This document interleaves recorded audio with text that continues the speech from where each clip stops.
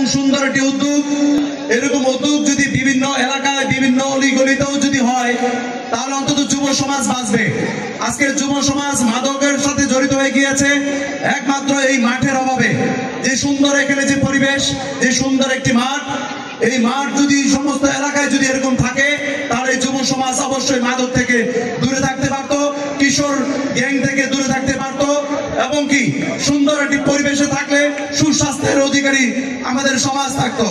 আজকে এই সমাজের যে অবক্ষয়, এই সুন্দর এই ক্রিয়ার অভাবেই আজকে আমাদের সমাজের যে অবক্ষয় হচ্ছে।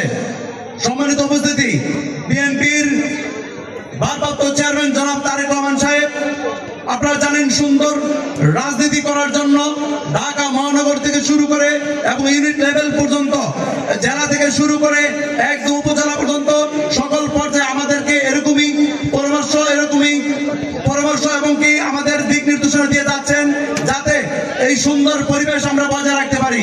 আজকে আপনারা দেখতে পাচ্ছেন এই দীর্ঘ আওয়ামী লীগ সরকার যখন ক্ষমতায় ছিল, এই 16-17 বছরে তারা যুব সমাজকে ধ্বংসের পথে তৈরি করেছে, ধ্বংসের পথে তারা নিয়ে গিয়েছিল, কিশোর গ্যাংয়ে পরিণত করেছিল, গুম খুন হত্যা অত্যাচার থেকে শুরু করে সমস্ত কিছুতে তারা লিপ্ত ছিল।